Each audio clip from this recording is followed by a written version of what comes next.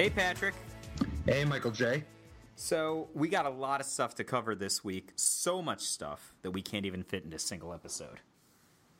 Are you alluding to the possibility of an exclusive preview card after midnight? Yeah, so not the possibility, the certainty of an exclusive preview. Second episode, bonus episode of the Top Level Podcast coming out tomorrow. But between now and then, we've got our regularly scheduled episode. And even in this episode, we're going to cram in hella stuff. Hella stuff. So I know... Where do you want to start? I know you're going to want to talk about more Ixalan cards because there's way stuff to talk about. But I just want to time travel backwards 1 week. Just 1 week. Talk about one deck.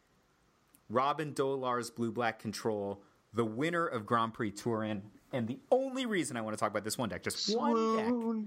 One deck, is because 2 weeks ago, the last time we actually talked about, just standard metagaming, standard brewing, you said...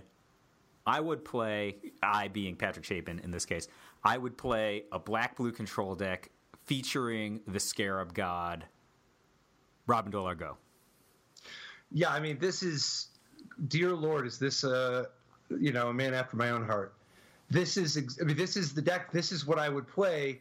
This is, basically 58 cards of what, I mean, this is my dream list here. The only two cards different that I would have, from what I would have done, are the two Flaying Tendrils, and that's only because I didn't think of it. The two main deck Flaying Tendrils, it makes total sense to me this week. Why that? I mean, I love this list. This is an excellent list. I'm a big fan, big fan. Kind of running through the deck. So to begin with, the creature base, super important part of this. One of the things I learned from playing Grixis at the GP in Denver a few weeks back is dear Lord, is the Scarab God busted. This card is bananas, just totally bananas. And it was so good that, I mean, I was playing a black-red control deck that just splashed blue for 2 the Scarab God and 1 Nico Bolas, but I should just be playing 3 the Scarab God. And the Scarab God's so good, I don't know why we need any of the red, like Glorybringer, Chandra, Goblin Dark Dweller. Forget all that noise. Let's just play more of the Scarab God and cards to support it. And the use of 3 Torrential Gearhulk, 3 the Scarab God, I think is showing the proper amount of respect for the Scarab God. I think a lot of people start with just, 4 Torrential Gearhulks is automatic. Well, yeah, it would be, except the Scarab God the Scarab God deserves to be in the weight class with Torrential Gearhulk. Let's put it that way. Yeah? So, maybe. I'm not 100% sure Torrential Gearhulk deserves to be in the weight class of the Scarab God. with the Scarab God. Yeah, so I just wanted to just touch on 2 things. One of them is, if you look at Robin's sideboard, Robin's got 3 copies of Gifted Aetherborn and 3 copies of Kalitas, Trader of Get in the sideboard. Mm-hmm. When I was sketching out some black-blue control decks inspired by the stuff that you were saying in that podcast a couple weeks back, and I was actually starting more creatures, just kind of a more creature-based deck. I find it interesting that Robin went to have those in the sideboard, especially when we look at those last 2 cards that you were saying, hey, my main deck would have been 58 out of 60, and it's not 60 out of 60 only because I didn't think of Flaying Tendrils. Flaying Tendrils it's really interesting here, right? Like, it's -2/-2, which works so perfectly well with creatures like Kalitas and Gifted Aetherborn who live through it, but it's also kind of counterintuitive, right? Like, Flaying Tendrils and Scarab God are kind of not friends, right? Yes, no, they are. They totally are. Because you need to kill your opponent's the Scarab God. It doesn't matter if you're exiling your opponent's creatures. You're never not going to have something to the Scarab God. That's just not how it ever goes. It's not like you need to reanimate every single creature that has ever lived this game. You only need to reanimate 1. It's like, it's actually awesome explicitly because of the Scarab God. Like, if you can kill the Scarab God, you can go grasp a darkness your opponent's the Scarab God that's just deserving to die, and when your Tendrils exiles it, you are doing it. I did not appreciate sufficiently, I should say, the ability to exile your opponent's the Scarab God. That's so strategic. That's the thing, because for sure, so Flame Tendrils, of course, it's awesome against them on a red deck that's all 1-drops, which is a really hard matchup for this deck normally, right? And of course, it's amazing against zombies, which have some problematic game plans for the blue-black deck to deal with if you're on a counterspell plan.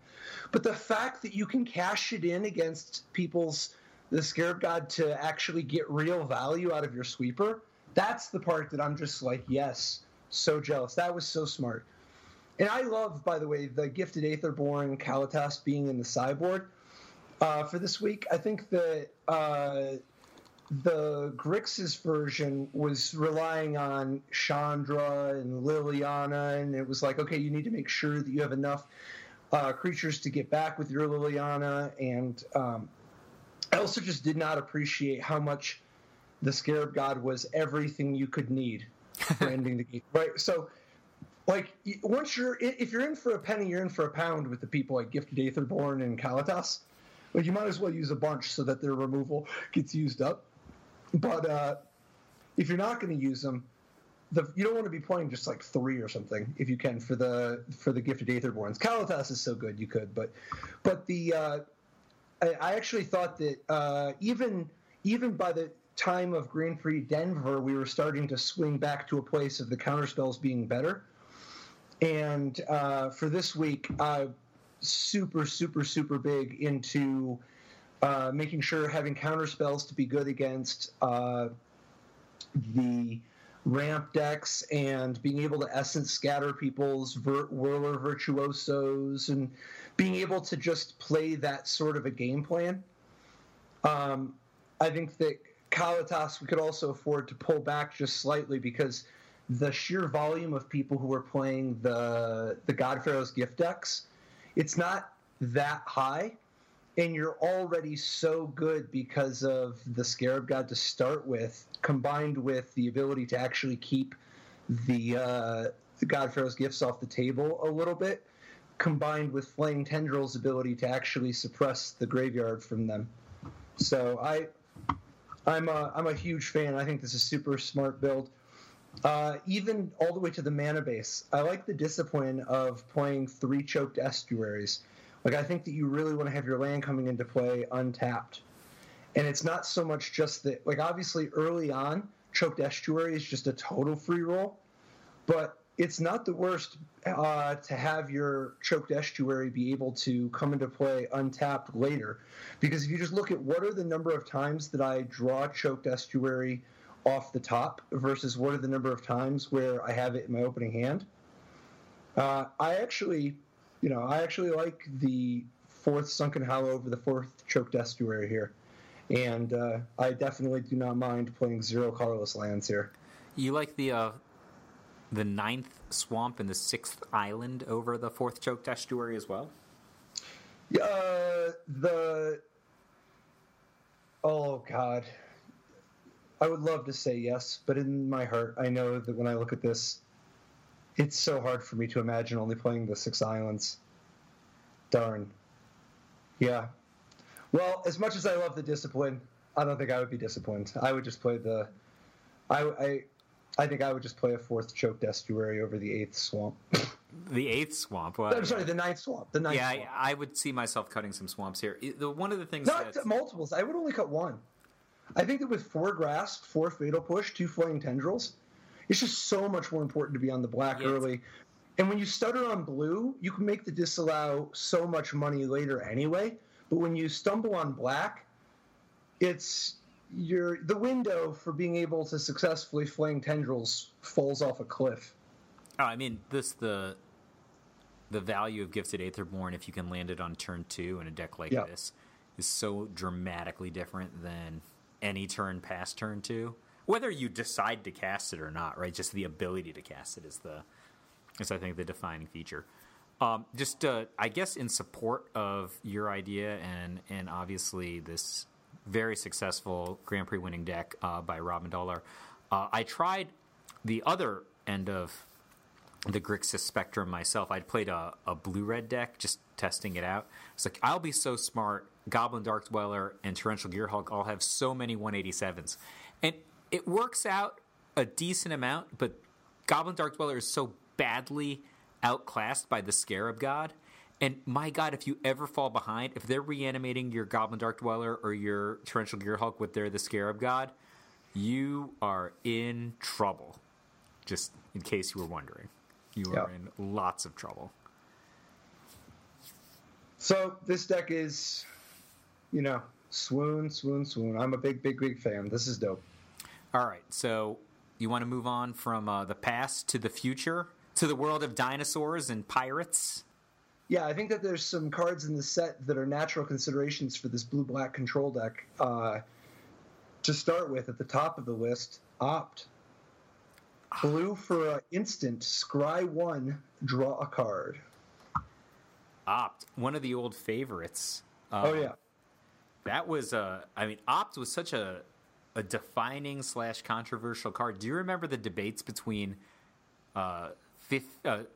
60 cards, 3 Opts, and 61 cards, 4 Opts? Were you ever a part of those? Yeah, and I ended up in a really weird... I had this night-long marathon brewing session with Eric Taylor before a Grand Prix, or not a Grand Prix, a PTQ one time, and somehow the conclusion the next day was 4 Ops, 1 chromatic sphere, 61 cards. Could that have been right? It's surprising to think. It is surprising to think that could be right. But it was like one of those super delicate balance, the color demands, and it's weird. It's suspicious to me that it didn't make sense until about 3 or 4 in the morning. Is this one of those, 4-color Necropotent Stormbind ideas? No. I won the PTQ. No, the deck was great.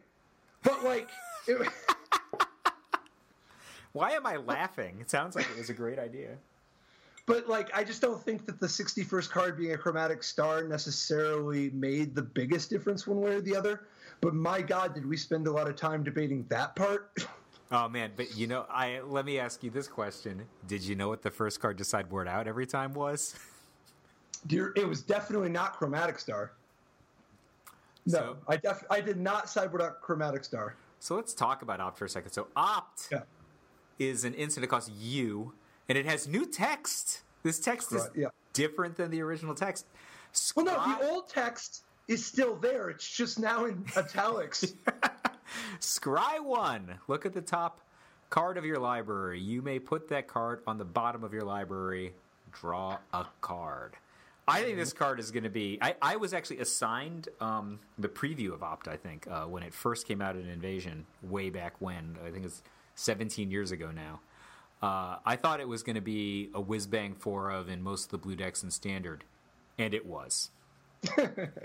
Go figure. 1 casting cost, quality, library manipulation. I know a lot of people at the time were... there were a lot of people who were doubting you because they're like, Brainstorm, this is, but Brainstorm is not actually the bar. Plus, this card has some advantages. If you're not even shuffling, Opt actually is digging you deeper long term. And plus, it had the advantage of being legal. Oh, yeah. Or I guess Brainstorm was legal, actually, right? Not always. It was legal. Not at all points. Yeah. So Opt was a much more popular card in Standard than Brainstorm. Now that I think about it, when they were concurrent. Good combo with Brainstorm. Yeah. Go figure. So this card, I think, if there's going to be control-ish decks, it's going to be pretty popular. One of the things I really like about it is it just always gives you a cheap buyback on Torrential Gearhulk or any of those kind of effects if there's other effects like that, which is not something that's necessarily afforded by its kind of competitors, right? If you think about the way that Censor and Hieroglyphic Illumination have kind of moved Anticipate out of Standard. Anticipate used to be at least a little popular. Now it's not very popular at all because Censor and Hieroglyphic Illumination do much the same thing for cheaper and then give you long game, or I guess not in the case of Censor long game, but other dimensions. You can't really flash those back in the same way, but Opt you could. Yeah, I think Opt is so low opportunity cost, and having reliable to be, like you're reliably furthering your game plan with the Torrential Gearhulk without having to worry about making the removal spell or counter spell line up. I think you're right. That's part of the puzzle. Another part of the puzzle with Opt is its interaction with prowess creatures. For instance, Soul Scar Mage appreciates if you cast Opt. Like people were already playing with red. Give your creatures trample. Draw a card. Like the ability to opt instead of just have a creature dependent cantrip. I guess it's not even creature dependent though, because it didn't require a target. But having an instant speed prowess trigger is kind of nice. And then if it comes to it, and I would guess it's not going to, but Spellweaver Eternal, it's not completely out of the question. 1 and a blue for a 2/1 prowess with Afflict 2.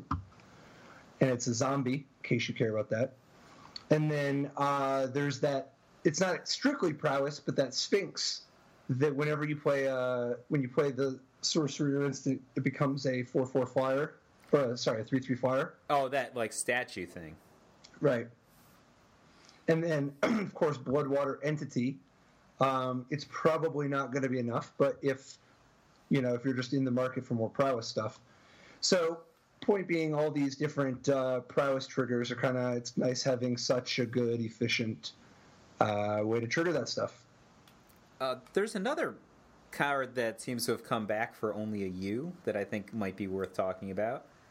Another reprint. What do you think about Spell Pierce? So, obviously, Spell Pierce is most frequently a sideboard card, and I think that will be the case again. But I think it's powerful enough that there are going to be times where it's main decked, and it's an excellent sideboard card. So I think this is, this card has a lot of purpose. In particular, it's kind of nice the fact that you can use Spell Pierce to hit equipment like Heart of Kiran. I think that the interaction with Heart of Kiran and Spell Pierce, as well as other ones too, like the Harvester and whatnot. I think that when you get to stack so there's some 3-cost Planeswalkers. There's Heart of Kiran. There's battles involving some amount of tapping out. I think that Spell Pierce is going to get its money enough that I think it's going to be an excellent card in the format to come. Yeah, I actually hadn't thought about the interaction with vehicles, but it seems awesome to me, right? Like, a lot of the problems that blue decks have, like let's call them like blue-white decks or decks that are relying on another color for removal, especially when it's not red, and then blue for kind of the more controller stuff, is that if they fall behind on the battlefield against vehicles, that even if they have sweepers or sorcery speed removal, they can be taking a pounding. But so the ability to interact with a card like Heart of Kiran for such little mana seems like a huge game. Yeah, and I think that some kind of an aggro control deck or something, having access to Spell Pierce to be able to stop somebody else's Glimmer of Genius can make for some pretty exciting turn 4s. Like being able to just... The fact that you can keep 1 mana open, and then if they try to Glimmer, you can Spell Pierce them. And it's also kind of nice, the existence of Opt, because when you keep 1 mana open against people, if they just waste all their mana, there's times where then on their turn, they're like, okay, we'll tap out, play Gideon or whatever, and you're like, okay, Opt. Still use the mana effectively if the Spell Pierce is something that they can pay for. But if they can't pay, you could just counter the Gideon there. So anyway, yeah, I just think that Spell Pierce and Opt, it's kind of nice because the 1 mana you're keeping open could mean different things. Yep, I agree. And actually, speaking of keeping 1 mana open, Siren Storm Tamer is also part of the equation. This is the new blue for a 1/1 flying Siren Pirate Wizard. Okay. 1/1 flying for blue that has blue and sacrifice it to counter target spell or ability that targets you or a creature you control. Well, this is a sweet card. This card is substantially better than a bunch of cards that have seen play in Standard and other formats, right? So it's a 1/1 flyer for 1. It's better than a Cloud Sprite, right? Because it can block normally, and then it has a pretty cool special ability. Oh yeah, this ability is not a joke. I mean, this ability looks better than Judge's Familiar. You know, like this ability is legit. The fact that you put this down and you have it's like a Selfless Spirit. It does require mana to actually activate, but to begin with, if you're using it in some kind of a tribal situation, it is a pirate, which is kind of nice. But and there's some pirates actually worth protecting. But even outside of that, dude, the idea of just protecting my Kalitas is a big deal. We're being able to protect my the Scarab God from being exiled. It's you or a creature you control, right? Like, I mean, I don't know if this would really see play, but it can stop somebody from getting you with a Goblin Charge Belcher. Yeah. I mean, this could be played in powered formats as well. You know, those sometimes some kind of like blue aggro decks can just be in the market for disruptive. A 1/1 flyer with a disruptive ability, and this is a great ability. Being able to the price is right. Being able to protect your guy from removal for just 1 mana. This is an excellent card. Yeah, I like it a lot because you just play it on turn 1 and you get a bunch of damage in, right? Like it has evasion. You can get like 3 or 5 damage in, and people are often going to be resentful about using a card on it, but they're going to have you use a card on it before they can get your real card.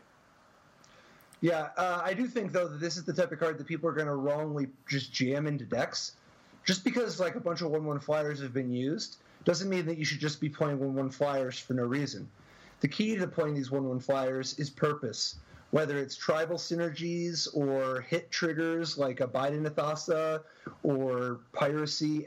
You need something so that you're actually getting paid for it. Curiosity, something, But this is I think going to be excellent, and it involves keeping 1 mana open. What did you think of Daring Saboteur, actually on the pirate theme? Which one is Daring Saboteur? 1 in a blue for a 2/1 human pirate. You can pay 2 in a blue to make it not able to be blocked this turn. And whenever it deals combat damage to a player, you may draw a card, and if you do, discard a card. Oh, I thought we talked about this one last week. Yeah, so I like him. Yeah, but I think that they take on new meaning together. Oh, sure. Like Daring Saboteur with Siren Stormtamer, it's interesting that they're both pirates and they both have evasion, because one of the best pirate enablers we've seen so far is that Menace guy, the 2/1 Menace, that every time it hits him, as long as you have another pirate, you can play a 2/2 Menace for 2. And there's that Kite Sail Freebooter, which is another pirate, 1 in a black for a 1/2 flyer that Mesmeric Fiends them for a non-creature, non-land spell.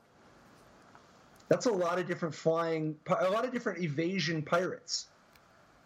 Like if there's some kind of a reward, like there's already a few different rewards, but I haven't seen any that really just that I'm in love with yet.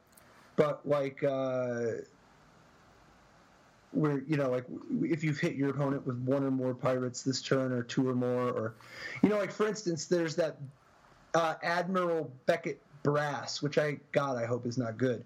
But Admiral Beckett Brass is 1 blue, black, red for a 3/3 human legendary creature human pirate. Other pirates you control get +1/+1. And at the beginning of your end step, gain control of target non-land permanent controlled by a player who was dealt combat damage by 3 or more pirates this turn. So if you play on turn 1 your Siren Stormtamer, and on turn 2 you're playing the Menace guy, and turn 3 you're playing the Freebooter or whatever. If you just play 3 evasive pirates, 1, 2, 3, and you drop Admiral Beckett Brass on turn 4. Post combat? No. Play it pre-combat. Who cares? The pirates get +1/+1. You're right. Yeah. So yeah, get them. play it pre-combat, get them for 6 or whatever, and then also just start control magicking. Because if Admiral Beckett Brass gets his money, the probability of him getting his money in the future goes way up. Oh yeah, like you can just like start stealing anything they might have left. Now you can't steal their land, but like in particular, this could lead to a lockout if you have some way to tap their guy, or if their guys just don't fly, or you have a menace or whatever. Well, you could play like Dreamcaller Siren, right? So the Dreamcaller Siren is 2 UU for a 3/3 flash flying pirate. Can only block creatures with flying, but when it enters the battlefield, if you control another pirate, you can tap up to 2 target non-land permanents. So you could tap their blockers potentially, right, to set up Beckett Brass. Yep. That card's also sweet. I think it's just like a fog, right? Like it's a great racer. It can take away a big attack like mid to late game, and then it also is a 3/3 evasive creature for not a horrible cost. I think that's I don't know. There's like a critical mass of cool kind of aggro piratey stuff like Dreamcaller Siren and Siren Storm Tamer together could be best buddies with favorable winds, right? Which is 1 and a U for an enchantment where your flying creatures get +1/+1. Right. This is a reprint that might have new meaning now. And it's not just pirates, obviously. You might be able to play a deck that has a pirate theme, and then just incidentally, maybe you just have Whirler Virtuoso. Oh, my God. Isn't that great? That is busto. Like Pia is busto with this, right? Like Pia's 4/4. Being a Maverick Thopterist is another good one, because you can use the treasure that you get from your Captain Lannery Storm or your Wily Goblin to help pay for Improvise. Oh, wow. Mikey not even just sacking it, just tapping it, Oh, that's solid. Yeah, I think flying token makers are really, really going to be awesome with this. Yep. So I think that the Thopter stuff is kind of sweet with favorable wins this time around, and it's also kind of just nice having a little resiliency because the sweepers are so good right now. People are just going to be busting out with like Sweltering Suns and Hour of Devastation and whatever, Fumigate, like whatever the stuff is. They just got such great sweepers that it's kind of nice to have to diversify your portfolio a little bit, being able to have something that's left over if they sweep the board of creatures. I completely agree. What do you think of the where is it? The Wily Goblin that we were just speaking of. Red for a 1/1. Goblin pirate. When it enters the battlefield, create a colorless treasure artifact token with tap and sacrifice to get 1 mana of any color. I don't like it that much in the abstract. Really? Yeah. I like this one. It's red. Yeah? I think like R1 I would like it more. What, is that because it's stronger? Yeah, I guess it's just a better card if it's R1. What about if it costs 3? Would you like it less than? I would like it a lot less if it costs 3, yeah. But I think I would look at it twice if it sort of like, oh, why did they cost this at 3? Is it too good? You don't think this one's good as is, huh? I'm having problems. Like, the signal on RR is you need it to be in a deck that can produce RR probably on turn 2, right? Just thinking about how things are curving. I mean, unless it's in a combo deck that I don't know about yet, right? Then that's the first place my brain goes. I'm like, this guy is now not in a specific deck, but in terms of a shell, in terms of the mana capabilities of a deck, Wily Goblin is now competing with Earthshaker Kenra. That's what it's in my head right now. Okay, like I'm like, well, if I play this with Earthshaker, what about in your pirate deck? But my pirate deck wants, unless it's a red pirate deck, like if my pirate deck wants other colors, I don't know if I want RR. This guy helps that. Kind of. He's RR. No, he does a lot. I know. But he makes it so I can't cast the blue guy on turn 1, maybe. Maybe. I don't know, man. Okay, so let's walk through this. To start with, turn 2 Wily Goblin, turn 3 Captain Lannery Storm. I got a lot of treasure. You're into that, right? Because I'm into treasure, sure. But then, so first of all, Captain Lannery Storm is hitting for 4, not 3. And you're getting to Lightning Strike, which is now reprinted, of course. Lightning Strike or Abrade, not just Shock or Magna Spray, right? But what's more, you can play Wily Goblin and Captain Lannery Storm as a big step towards enabling Spire of Industry, right? Like, how many more artifacts do you need? Let's say that you've got Scrap Heap Scrounger. That's already 12. And then you're playing Unlicensed Disintegration. Oh, that's what I was... That's Spire of Industry. My brain is at Unlicensed Disintegration. Like, if I'm splashing just for Unlicensed Disintegration in a red deck, I'm already in. Right, and I'm saying 5-color red.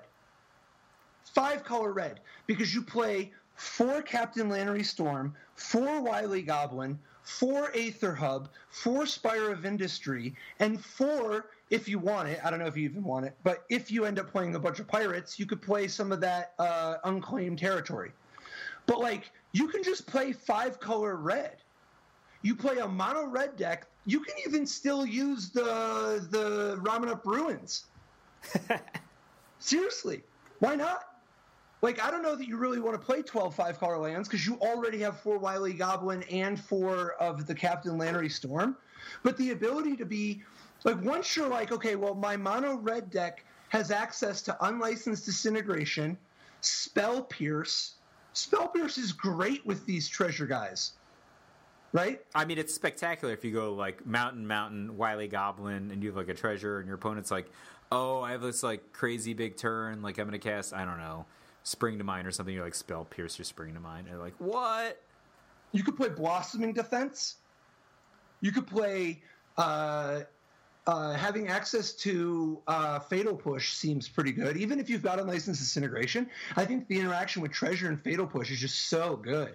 Oh, I mean, those are like peanut butter and chocolate, right? It makes the black for the Fatal Push. B, it makes the second line of text for Fatal Push. Right. Right. So I don't even know what white cards you even actually would want.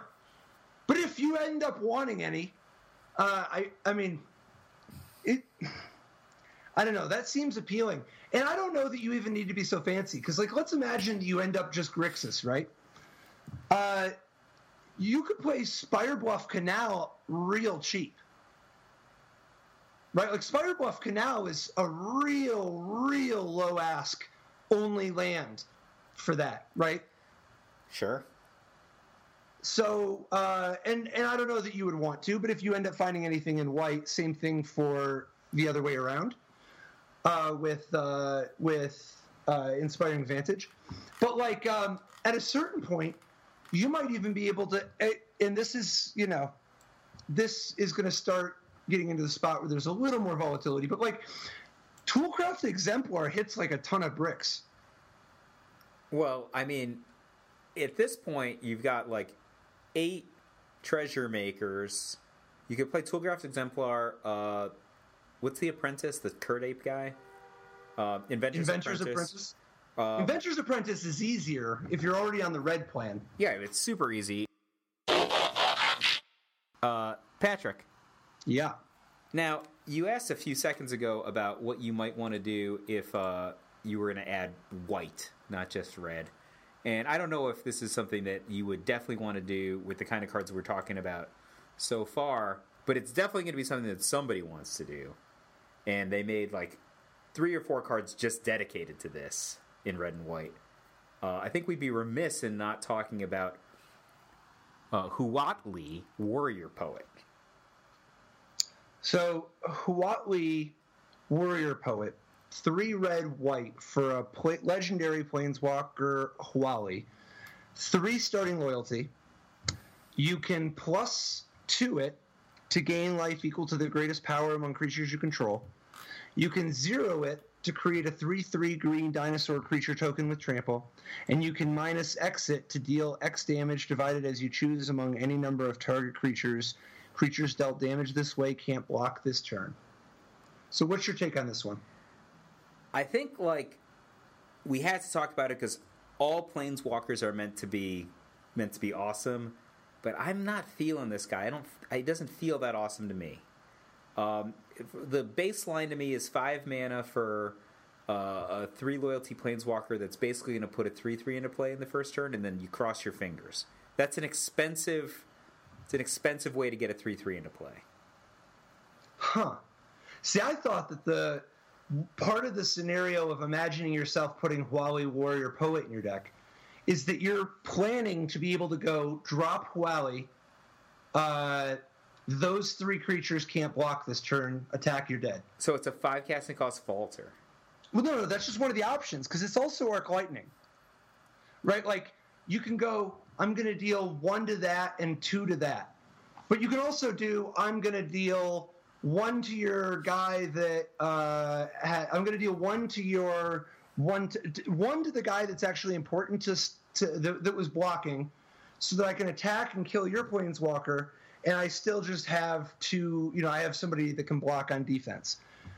I don't know. Like, I think that's supposed to be part of it. Part of it is the attrition-y, your opponent's playing with creature removal, and you just start making 3/3s every turn.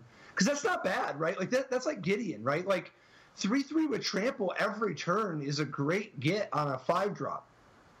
Yeah, I think Huatli's awesome. If you surround Huatli with like a bunch of little guys, that make it so that it's difficult for the opponent to get in and attack Huatli, then it's I think a great Planeswalker in terms of playing a fair game of Magic, right? Like it does what you want a Planeswalker to do on an otherwise even board, which is just gain advantage without using mana.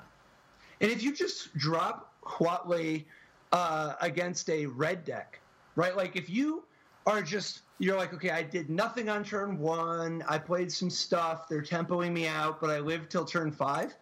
If you drop Huatli on turn 5, can plus it and gain some life from whatever your 4-drop is, like, you got to make sure you have a 4-drop. But if you just gain 3 or 4 life that way, you're doing something. Because now, not only did you gain 3 or 4 life, you also have a 5 loyalty Planeswalker that they're going to have to bend over backwards to kill, else you're just going to gain 5 more life, 3 or 4 more life next turn.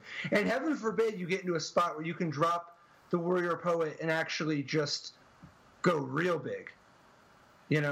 Oh, you could certainly have spots where so Archangel Avacyn's rotating, right? So yep, and so is Gideon. So, one of the Gideons is. I was just thinking about Archangel Avacyn just being a vigilance creature, because if you have like a sweet vigilance creature in Huatli, like, you could just keep gaining life, and the vigilance creature can, like, Archangel would be a perfect example, right? Can block, protect Huatli, and then also get in with evasion while gaining for a turn. That seems like a perfect situation against certain opponents.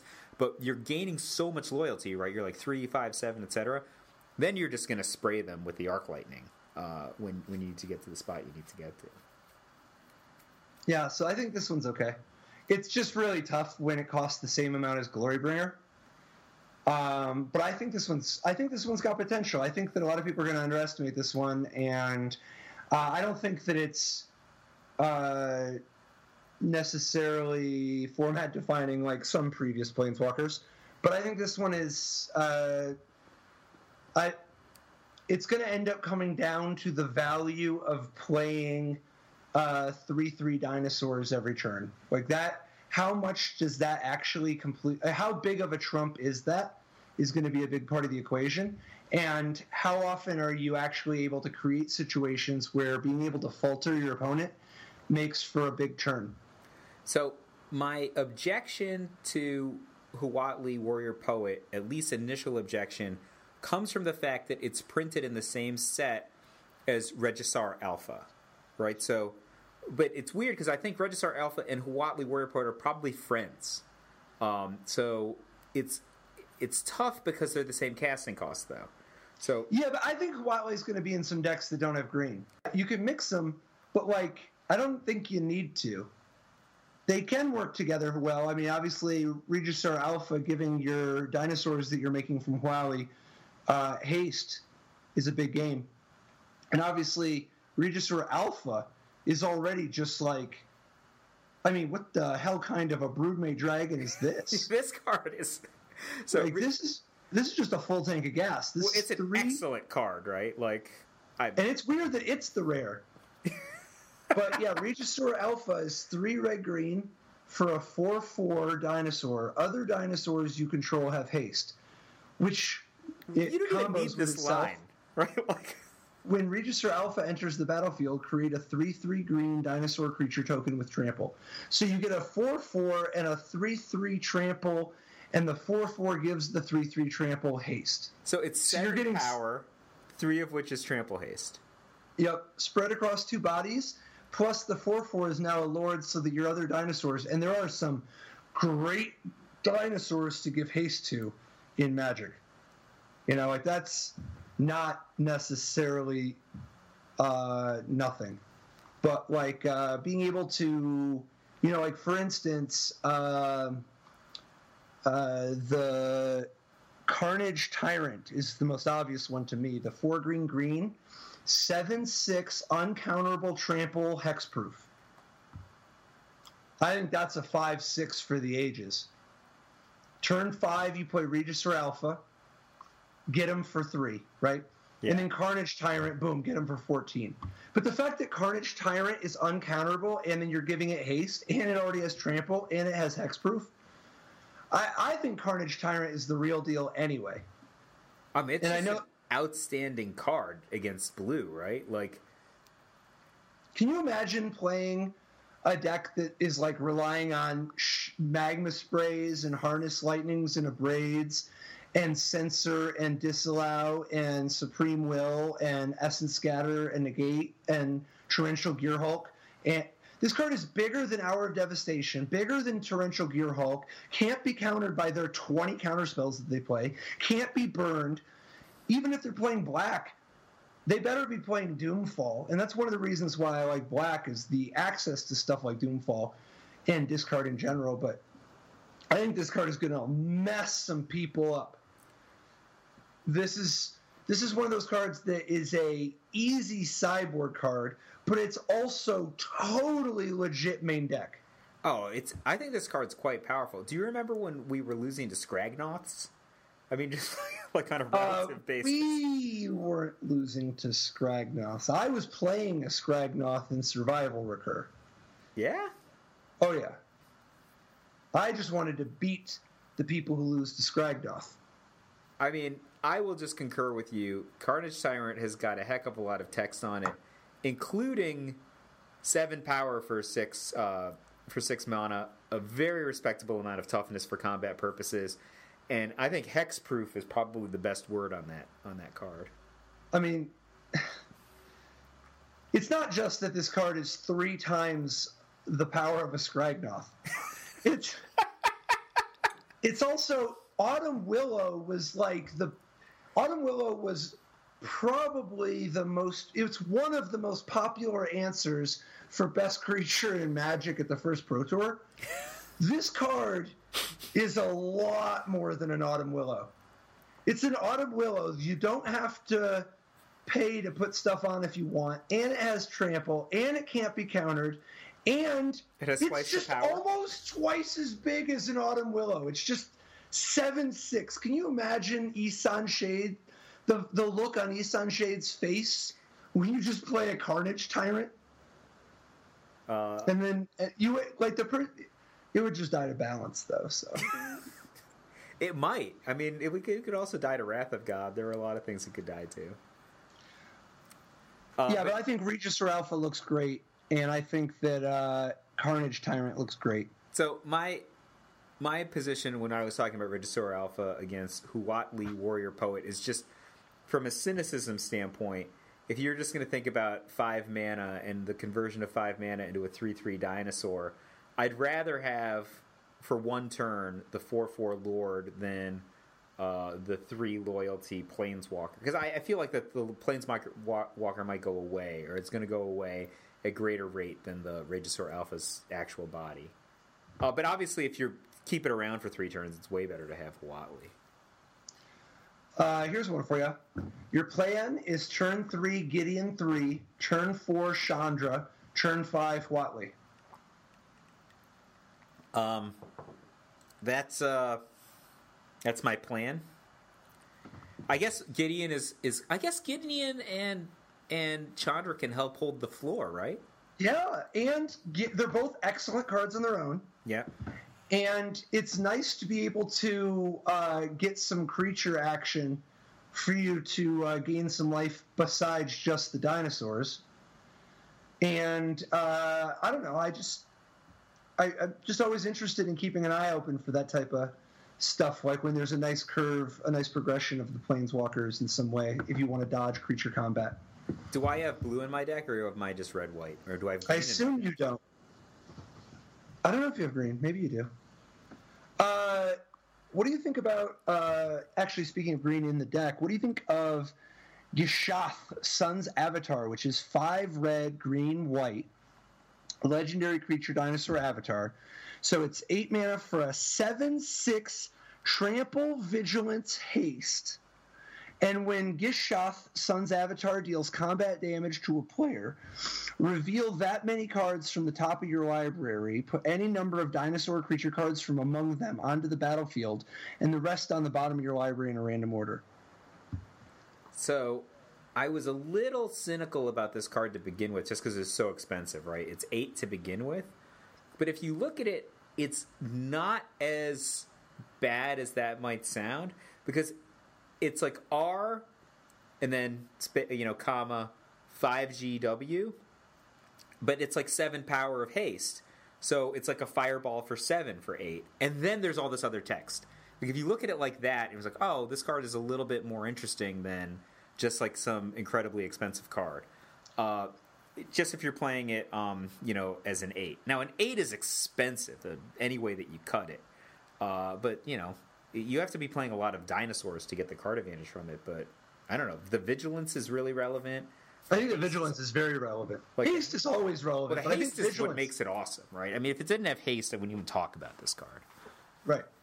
Well, we would, but not glowingly. Yeah, but I think that the rate translation of this card as just a 7-point fireball, and then there's all these bonuses next to it, gives it a little bit of a different dimension than other than just, oh, no, this card's really expensive. It's an 8. Of course, 8s are going to win the game, whatever you're going to say. And I don't know how many dinosaurs you have to have in your deck to be rocking that long piece of text. Because, like, dinosaurs are expensive in general, right? Like, you can only have so many. You can't have, like, all Regisaur Alphas and Gishaths and stuff like that. You gotta have some cards that are cheaper, right? Well, what if your deck has Liliana Death's Majesty and cards like Cathartic Reunion? Oh, so we're gonna reanimate Gishath? Yes. Because the other dinosaurs might be nice to reanimate. Like, I would be in for reanimating Regisaur Alpha. That's a totally respectable reanimation target, right? Liliana appreciates you having enough fatties that she consistently has a good target. Gishath is interested in like things, similar things, I love Gishath as a reanimation target. And I don't know how many you actually even need to put in your deck. Like, I mean, what if there's some amount of scry, some amount of, I don't know if there's something that can, like, search your deck for a dinosaur and put it on top of your deck. If there's something that lets you, because, like, you could be using Nissa 3, or Nissa Expel, in terms of the fireball stuff, too. Patrick, but, like, to just turn one of the things you said on its side a little bit. What if my plan is turn 3 Gideon, turn 4 Chandra, turn 5 Liliana instead of turn 5 Huatli, right? And I can just cast Gishath, maybe with the help of Chandra. You could. That could be part of the equation. That's actually a viable sequence, I think. Yeah, that's interesting.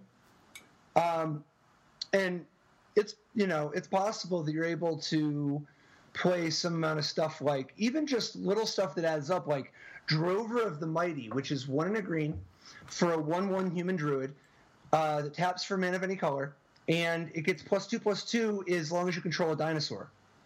So, like, if your deck has 4 Channeler Initiate and 4 Drover of the Mighty, you can be consistently ramping from 2 into 4 to be on the, like, quick Chandra plan and so on. But, like, both Channeler Initiate and Drover of the Mighty are turning into legit threats. Like, you don't have to do that much work to make Drover of the Mighty a legit threat. Is there like a 3 casting cost dinosaur that we can play? Because like Drover into 3 cost. Well, I don't know about 3 cost, but what about 4 cost? Because Drover into like Ripjaw Raptor is just cheating, right? Ripjaw Raptor being the 2 green for a 4/5 that has Enrage. Whenever Ripjaw Raptor is dealt damage, draw a card. So, like, first of all, it's a 4/5 with upside for 4, which isn't, it's definitely not enough on its own, but it's not embarrassing. But, like, if your opponent ever blocks it, you're drawing cards. And if your opponent double blocks it, you actually draw 2 cards. And it's sweet on defense. So it's great against tokens. It's sweet on defense. It's good against double blocking of any capacity. But then there's also just combos, right? Like, you can just, if you have something that will let you do a damage, like if you have some sort of a pinging effect, being able to ping your own Ripjaw Raptor, I mean, that's something. You can also right? Like, turn burn Huatli spells into cycling, right? Like, it might not really want to do this all the time, but it might be the only, your only shot. Like, if you kind of shock or lightning strike your Ripjaw Raptor to draw a card, sometimes the burn spell isn't what you need to win the game, right? Your back's to the wall. Yeah. And just, I mean, sometimes you can get more value that way. Like, I don't know what all burn spells are going to be legal, but if you have something, like, for instance, Magma Spray, or not Magma Spray, Magma Spray works. Magma Spray or Shock, you might just not have that much use for it if your opponent's not playing with the small creatures. Sure. And being able to cash it in is, like, it's a nice option to have. Like, if you happen to play against a blue-red control deck or something. Oh, yeah, I mean, like, that's probably pretty common, right? That you just have Abrades or any kind of, like, small burn spells that you need against mono-red, and when you're playing against Approach of the Second Sun's deck, there's not very many targets for those cards. Right. And, I mean, what kind of combos can we get? I mean, I don't know. Obviously, I assume we don't have anything in the Boros Reckoner space, but what kind of combos can we get with this guy? I mean, there's got to be something here, right? Are there even any, like, Prodigal Sorcerers in Standard? I can't think of any. There's got to be. Like, is there one of the red ones for, like, I guess the 1/4 guy is rotating out. I don't know, man. Dude, Spark of Creativity is kind of funny. Yeah, doesn't really work though. It's not that funny. And remember, this guy also works well if you can make him fight somehow. Oh, like, fighting's cool. Yeah, like basically any of the various just different green cards that will make him fight. If you can set up a fight with him, he's into it. Walking Ballista is kind of in the Prodigal Sorcerer space. Definitely a good combo with this guy. Oh, that's like basically 4 mana draw a card. Yeah, which is pretty good. Oh, actually, if you have a Constrictor in play, that's probably way better. If you just have Walking Ballista and Constrictor, what are you messing around for? What more do you want in life? So I don't know. I think this guy's kind of cool, right? I mean, yeah, I think he's. Can we just? I just want to jump back to some Huatli cards really quickly, just to close the loop on them. So these cards are not in the main set, but I think they're worth talking about a little bit, just for Huatli completeness, because I feel like he must be an important character or something that they're devoting so many cards to him. One of them is another Planeswalker, which is Huatli Dinosaur Knight, which is 4 red W for a 4 loyalty Huatli. And he has +2, put 2 +1/+1 counters on up to 1 target dinosaur you control. So if you have a dinosaur in play, that's pretty cool. He has -3. Target dinosaur you control deals damage equal to its power to target creature you don't control. So that's a one-sided fight, right? So I think typically that's going to be better than a fight, but in the case of the green guy we're talking about, he does kind of want to get his nose bloodied a little bit. And then Huatli Dinosaur Knight's -7 ultimate is dinosaurs you control get +4/+4 until end of turn. But the thing that's I can't think kind of cool about this is there's a 5 casting cost dinosaur, which is called Sun Blessed Mount. It's 3 RW for a creature dinosaur. Ironically, not a legendary creature. I thought they might make this a legend.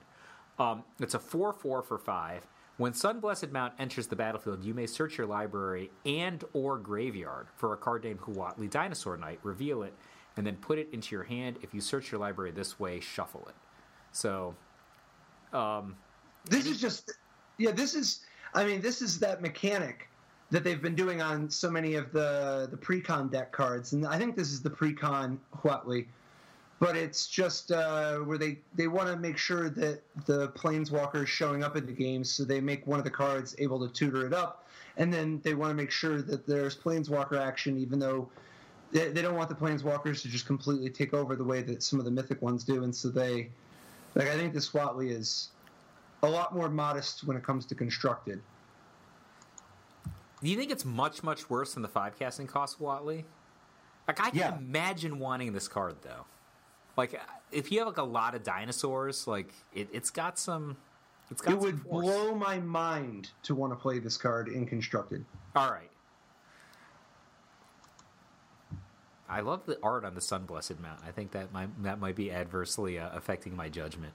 Dude, I would play Sun Blast Mount without Huatli. That art is too cool not to. So actually, I guess bouncing back over to the damage part. Yep. There's a card in this set that can set up some fights. Savage Stomp, which is 2 and a green, which is a lie, but it's 2 and a green sorcery. Put a +1/+1 counter on target creature you control, then that creature fights target creature you don't control. And Savage Stomp costs 2 less to cast if it targets a dinosaur you control. So you can Savage Stomp for 1 mana as long as the dinosaur is your champion for the fight. And if you Savage Stomp with a Ripjaw Raptor, you're doing the damn thing. Because 1 mana to set up a fight is not good enough. But it's not by much. 1 mana, put a +1/+1 counter on your card and set up a fight, you're doing it. That's already a thing. Now you're getting there. And if you're putting a +1/+1 counter on Ripjaw Raptor and setting up a fight, now you're going to draw a card. Dude, this seems good. I think this card's playable main deck. Playable main deck, yeah. Yeah, it is. Yeah. This is just a good card. It's as long as there's enough dinosaurs so that you have some legit targets without having to stretch. But between Ripjaw Raptor and Regisaur Alpha, that's a pretty good start.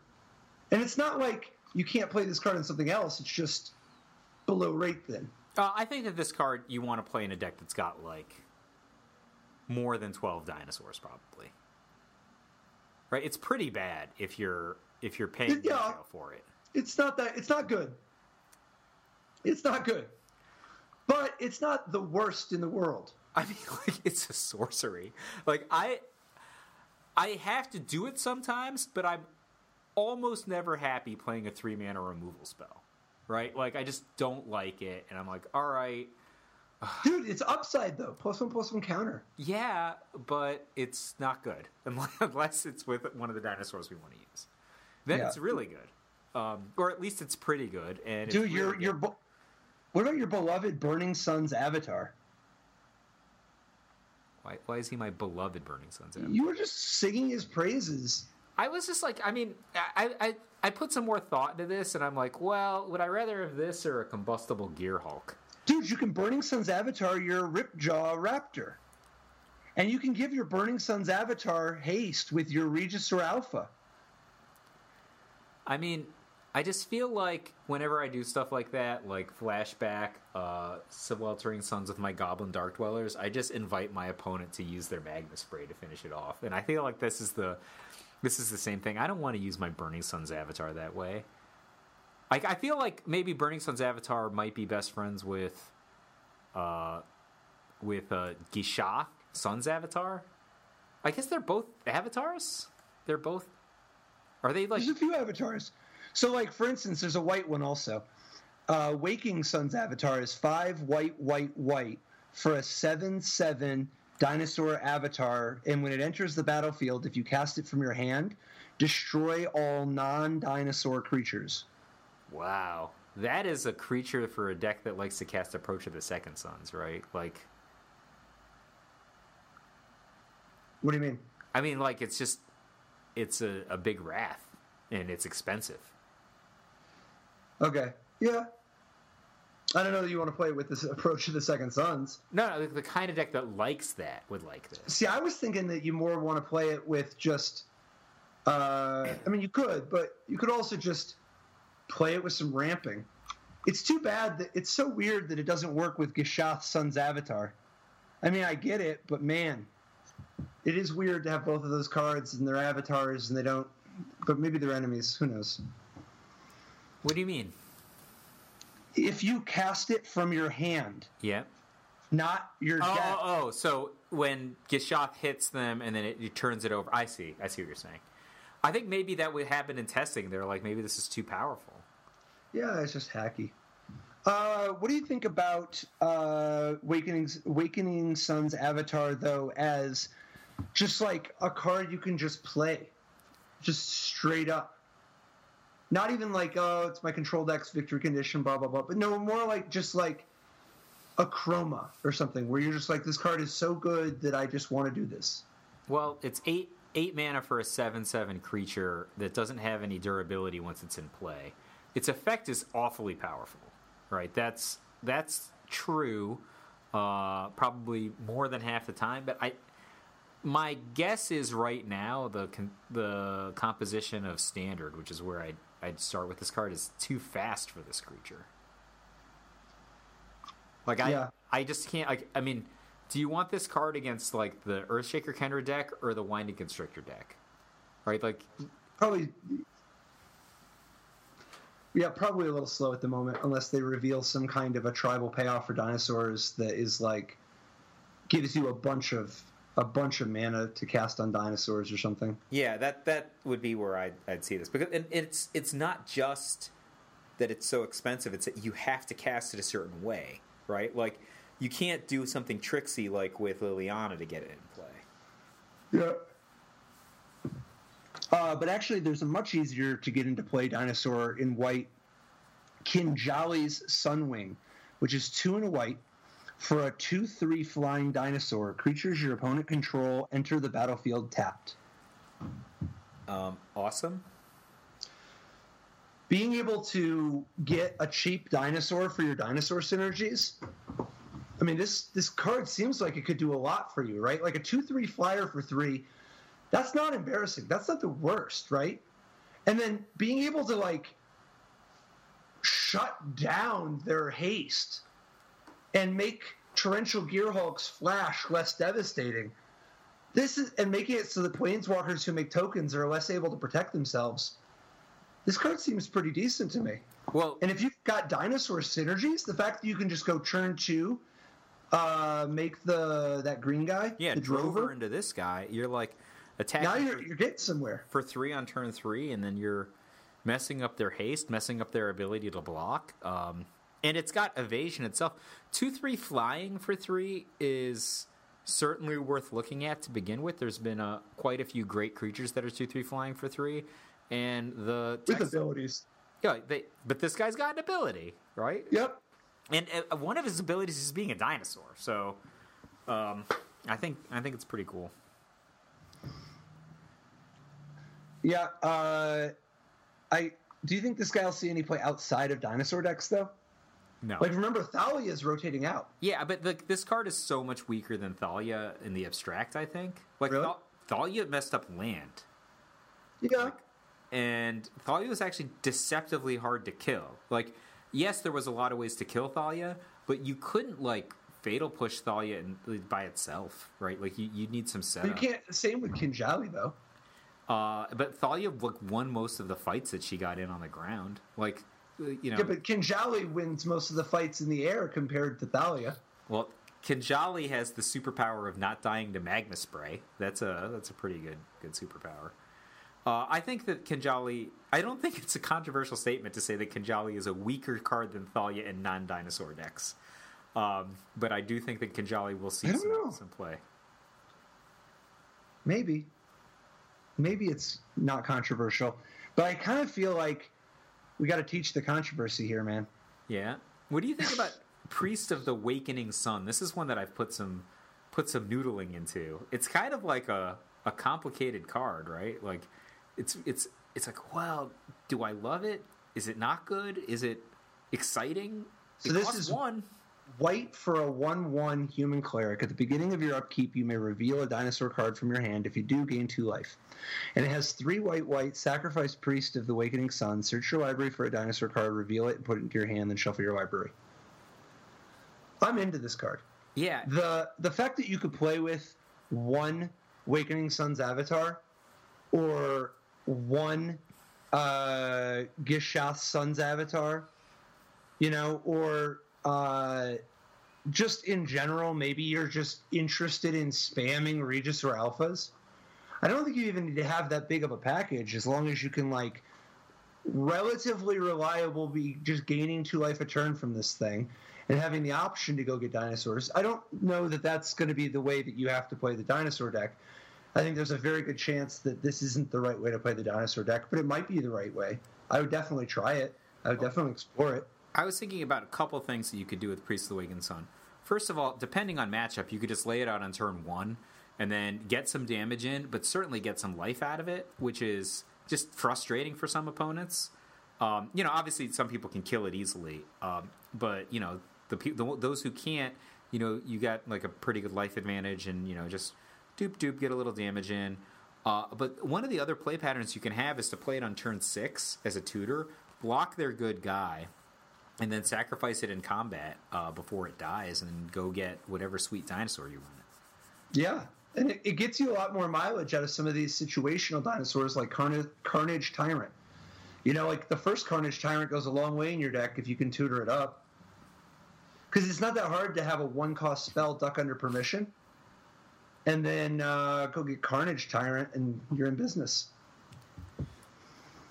Yeah, I think I like him, but I could totally see him not being good enough. That's my current assessment of this card I have not played with yet. What do you think of Kumena's Speaker, which is the green Kurt Ape? Not Wild Nikado, but green Kurt Ape. It's green for a 1/1 Merfolk Shaman, and it has +1/+1 as long as you control another Merfolk or an island. Man, that Oran Island is really just a spectacular additional line of text, isn't it? Like, I was thinking that the Aura Merfolk is like a minor line of text. Because it sure does seem like island is a big part of that. Oh, yeah. Like, it's transformative, that island thing, right? This is like not a very good Wild Nikado, but a great Wild Nikado for a deck that's blue and green. Just 2/2 for a single mana, and might have some upside later in the game. I wonder if you can play some kind of a more beat-downy version of Merfolk in some of the powered formats. If you've got like this in, you know, the Trickster that's getting bigger from your fetch lands, and you're just fetching up like breeding pools or tropicals. Yeah, I think there's like a model around. Do you remember? I think Raptor made top 8 of a Pro Tour when he was playing like basically a counterspell deck, but it had like Nikadals in it. Like, was it Philadelphia? I don't know if you want to. Yeah, he was playing Naya, but with a little bit of blue for permission. But it was a Naya the Reliquary Green Sun Zenith deck. Yeah, you know, Kumena Speaker is one of the cards I really was thinking a lot about this week. So the implications of these two cards it's really interesting because they're both 1/1 creatures that are in green. They're both Merfolk Shamans. They're both implied to be in probably blue and green decks, but they're so different in how you would actually implement them. Like, so Kumena Speaker is obviously just G for potentially a 2/2 if you have an island. But then contrast that with Deeproot Champion, which is like the new Kyrian Dryad. Right, 1 and a green for a 1/1 Merfolk Shaman that whenever you cast a non-creature spell, put a +1/+1 counter on the champion. Yeah, like, I think that this card is probably going to be really good, but maybe not in Standard. It's good with Opt. Oh, it certainly is good with Opt. I mean, you could just play, like, Deeproot Champion and Kumena Speaker in a blue-green deck in Standard? I don't know. So it's kind of interesting, the prospect of playing Deeproot Champion with Winding Constrictor. Because, like, I know that, like, obviously the Champion wants you to be playing non-creature spells, and the Constrictor typically is paired with a lot of creatures.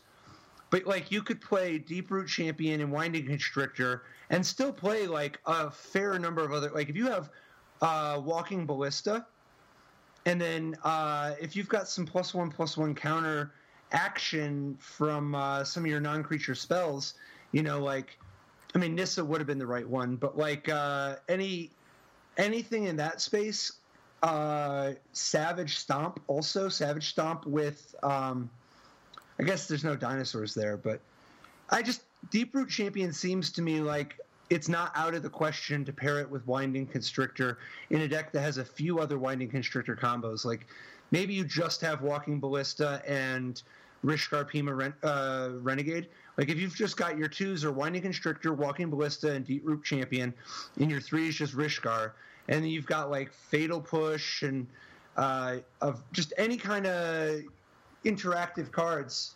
I don't know. I think this card is sweet, and I think it'll show up in Standard.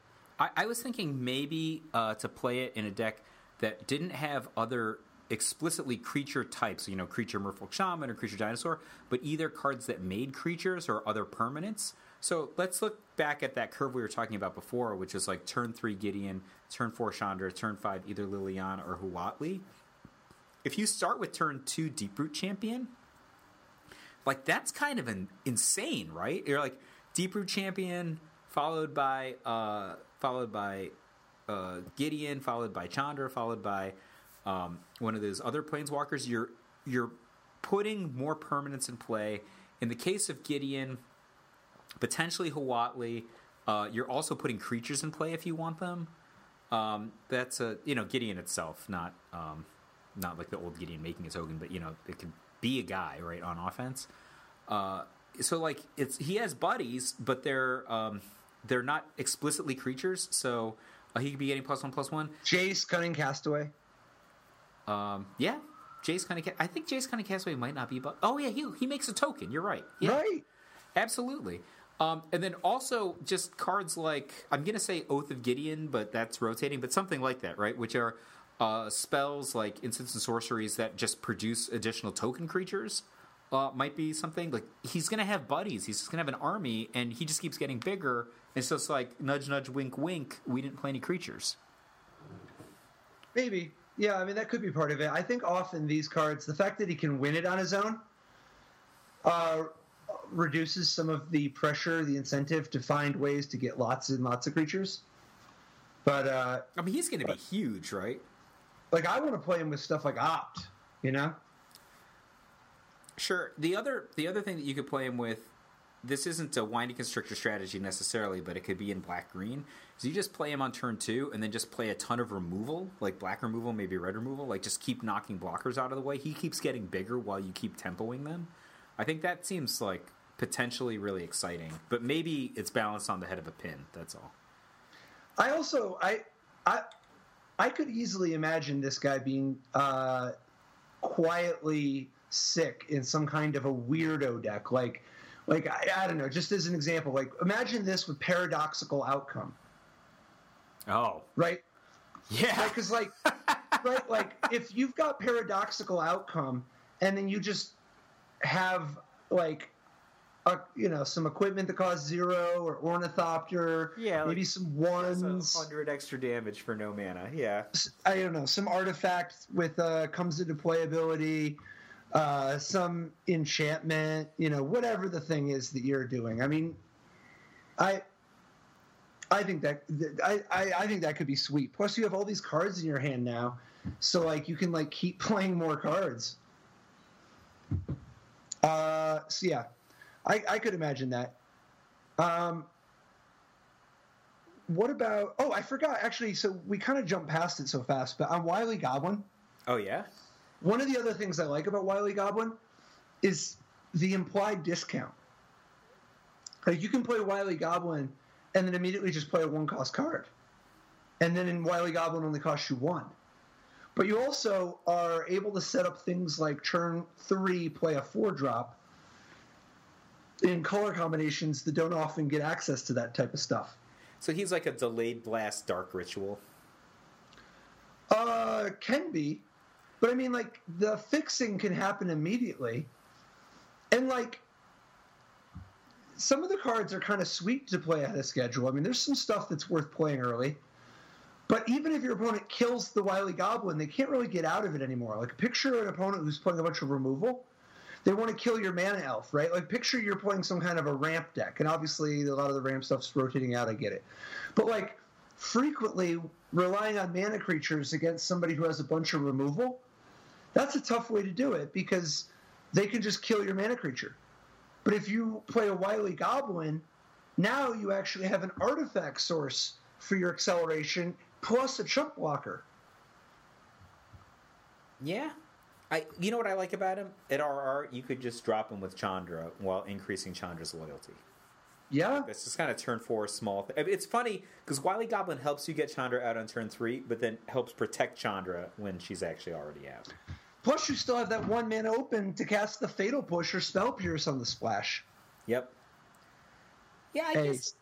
Yeah, I would be very happy if you were right about Wily Goblin.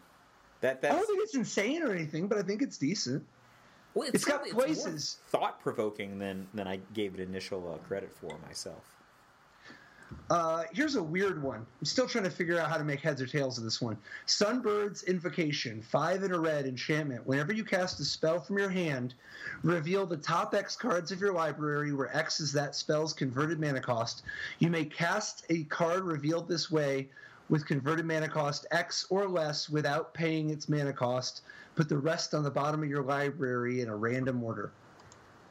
Wait, so to begin with, Sunbird's Invocation costs 6, so it's a pretty sizable investment to begin with, right? Right. In some formats, maybe you can just cheat it out, right, with some kind of dark rituals, though. So maybe it's cheaper than 6, functionally speaking. But so every time you play a card, any card from your hand, right, you go to the top X cards where X is equal to the casting cost. So if I cast, for example, a Manamorphose, I would be able to reveal the top 2 cards and then play a card that costs 2 or less? Yeah, yes. That's a spell. Right, like you can cast a card revealed this way with converted mana cost X or less, so you can't play land off of it. Man, I think, like, if you had a bunch of anticipates, I think you would be able to chain together some kind of something. Right, like anticipate specifically something that costs more than 1, so you're not locked into just sometimes hitting a land. Right, like obviously you get way more selection the more expensive the card, and then a card that keeps you going. I don't know. It seems very Stormish to me. Like, it's a little bit of a card draw engine. It's a little bit of a Pyromancer's Ascension already ascended. Yeah, but it's like an awkward cost. It is an awkward cost. Yeah. No, it's an awkward cost. There's just no two ways about it.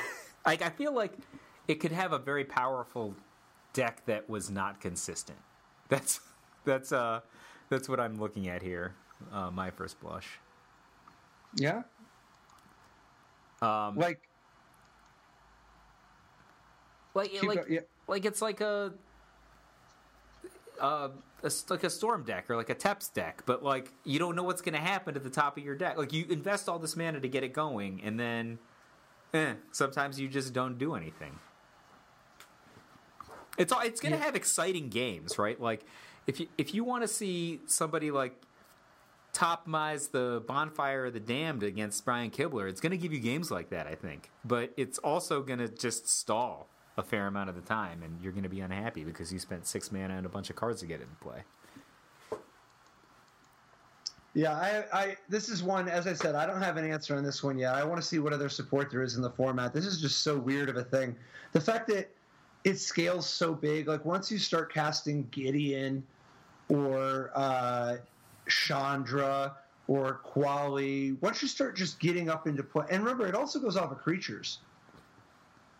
So, like, I don't know, man. If you just, like...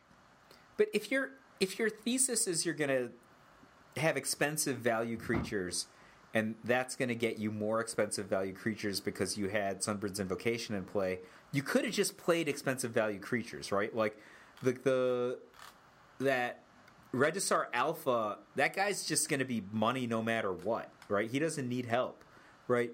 Gishoth, if you're going to like, all right, man, I'm going to play Gishoth with Sunbird's Invocation and play, man, am I going to get some dinosaurs out of this? Well, Gishoth gets you dinosaurs anyway. That's I don't know. I think taking a turn off at 6 mana is a big ask for something that your deck was going to do anyway. Yeah. Yeah, as I said, I haven't figured out how to use this one yet. It might just be a trap. Doesn't seem that insane to me, but it seems like it's got enough potential because of the stuff being alluded to. That, want to keep an eye open. What do you think about Lightning Strike, by the way? We kind of glossed over that earlier, but that's got to be one of the... I mean, it's going to be probably the best red card in the set. I don't know. High up really? There. It's awesome, right? Like, the question is, is Incendiary Flow still going to be in Standard? Is that one rotating? No, that one's rotating. Yeah, so it's got a spot. Like, there's not even any question then. Like, Lightning Strike... What about a Braid and Harness Lightning?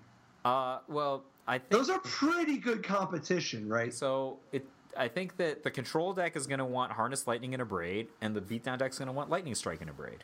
And it's probably going to want 4 Lightning Strike and 2 a Braid main deck, unless there's a lot of God Pharaoh's Gift or the equivalent, and there's going to be 4 and 2, and it's going to sideboard the other 2 against slower decks. That's what I think is going to happen. I think it's going to be played as a 4 of and 75s very often.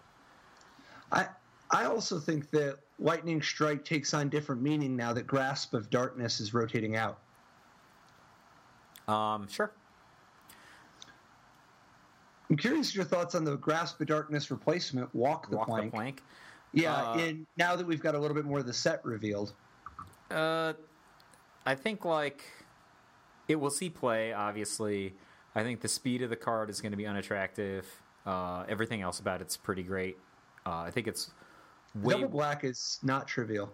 Yeah, but it's, like, way better than a lot of the stuff that we've seen before. Like, what was the name of the one that doesn't kill, like, werewolves and vampires? Victimonite? Yeah, so, like, not killing... The fact that it's a sorcery instead of an instant, though? No, that's huge. It's very substantial. But everything else about the card, I think, is great. Right? Well, no, maybe. I just think that this is a time where, like, black might not be the easiest for some of the decks that might be... I mean, some people will have no problem with it. But, like, yeah. Yeah, also the speed is going to come into play in a couple ways. Not only is it the fact that obviously being able to play instant is great. I've already been finding myself cutting Walk the Plank from some pirate decks that I otherwise would have, like playing. So Rowdy Crew, it changes the incentives in kind of an interesting way. We talked about this guy a little bit back, but this card is really exciting. 2 red, 3/3 trample human pirate, and when it enters the battlefield, draw 3 cards, then discard 2 cards at random. And if 2 cards that share a card type are discarded this way, put 2+1/+1 counters on Rowdy Crew. If you have Rowdy Crew in your deck, it's not just that it's a 3/3 trampler that draws you a card. And it's not just that draw 3, discard 2 is better than drawing a card, because you get to, like, have chances of upgrading your fatal pushes or whatever against a control deck, right? But it's also this +2/+2 whenever you hit. That's a very big deal, and that's something you can get some control over. And one of the ways you do it is a sort of reverse delirium experience. Instead of mixing your removal, instead of being like, okay, I want to have 2 walk the plank, 2 cut to ribbons, 2 never to return, 2 abrade, and 4 shock or magma spray or whatever. Instead of like a mix of 6 and 6, instead it makes you want to go, okay, well, why don't I just play with like all abrades and shocks and magma sprays and lightning strikes and any other instant speed interaction that I might be, unlicensed disintegration, whatever the thing is. I think reverse delirium is exactly how I would have put it. And I think that there's probably going to be decks that go even further than that, Patrick. What if you just had creatures and lands, right? Like, what if you were just mana accelerating creatures on 2, like Drover the Mighty or other 2 casting cost guys that can generate mana, trying to hit Rowdy Crew quickly, and then relied on creature-based removal to do your removing, like Burning Sun's... My favorite Burning Sun's Avatar, for example, can remove a creature. Stuff like that, like some sort of maybe Necrotal creatures or that kind of stuff to... Well, I think if you just look at the Pirates, Hostage Taker is excellent. Hostage Taker is 2 blue-black for a 2/3 that exile when it enters the battlefield, exile target artifact or creature until Hostage Taker leaves the battlefield. You may cast that card for as long as it remains exiled, and you may spend mana as though it was mana of any color, of any type, to cast that spell.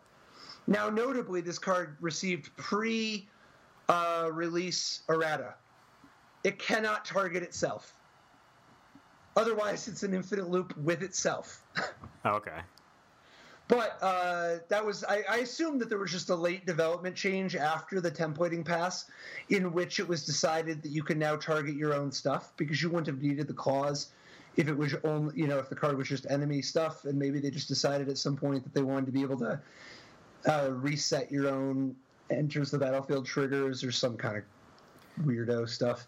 But yeah, so Hostage Taker is a faceless butcher that's easier to cast if you're already those colors, but it can also hit artifacts, so it can hit vehicles, and it can hit any kind of miscellaneous, just, maybe they have a Dynavolt tower or something, I don't know.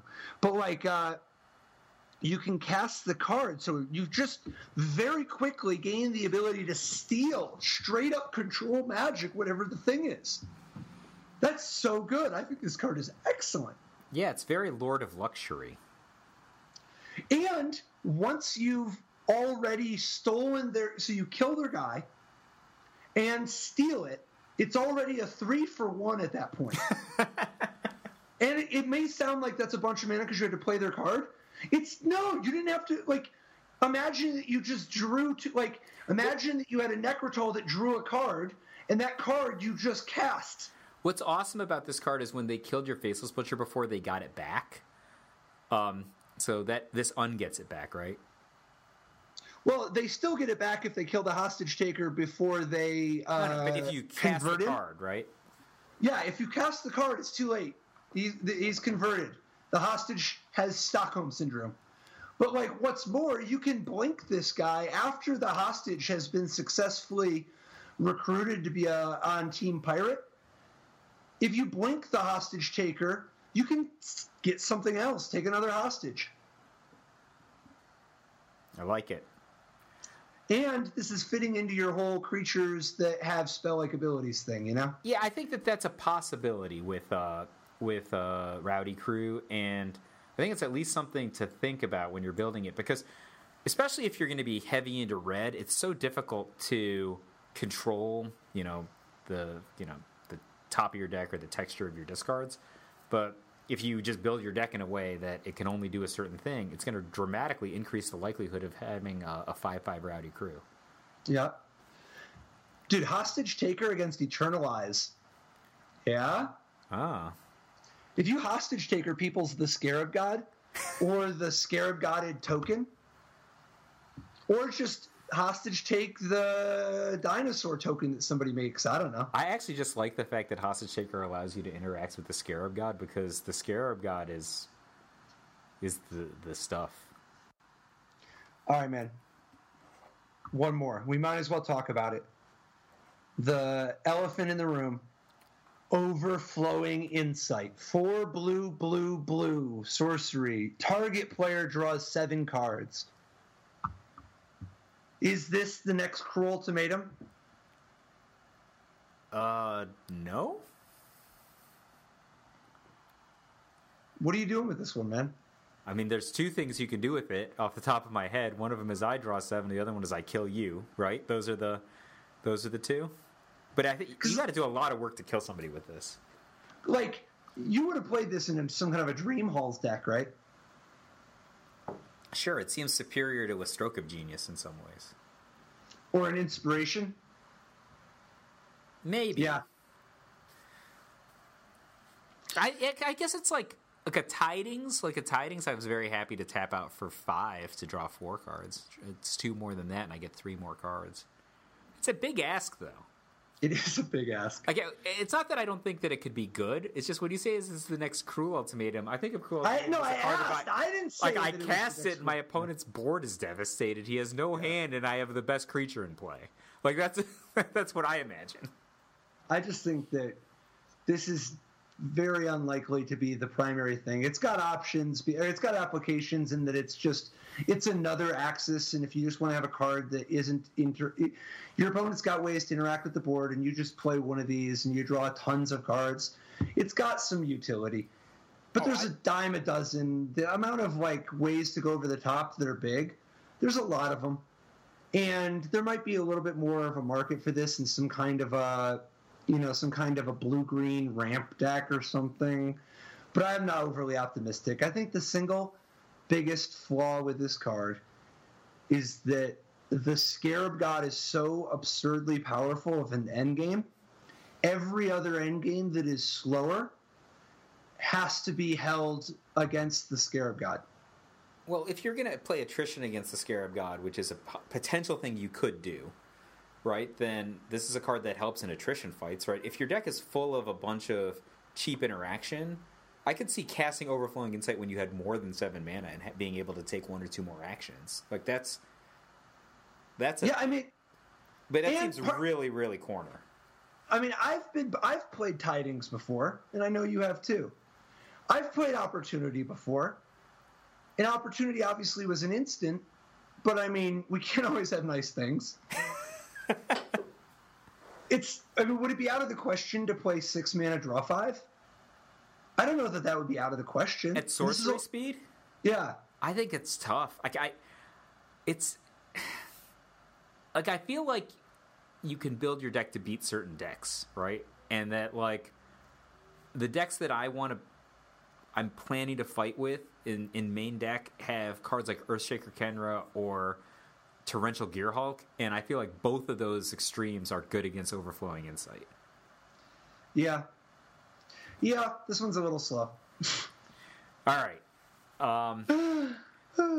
Be that as I'm excited. There's a lot of stuff, and it's going to be a fun few weeks as we race towards Ixalan. So, like we said, we had a big solid episode today, but we have even more tomorrow. We're going to have an exclusive preview, so be back here tomorrow for that. In the meantime, you should tell everyone how much you love this podcast. You can do that by sharing us at Facebook or on Twitter. You can support us on Patreon. We'd love that. And this week we'd like to shout out to Rick Wood from Patreon. Thank you, Rick. Major props. And, just if you want to support us in other ways along the way, just leave us a review on iTunes. Tell everyone how much you like it. And subscribe to the podcast on iTunes, YouTube, or wherever you like to consume your top-level podcast. All right, awesome. See you guys tomorrow, man. All right, bye-bye.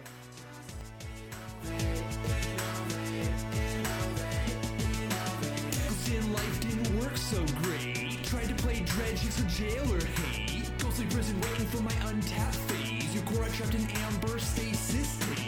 So a lot of friends got left behind. Had to find a way not to lose my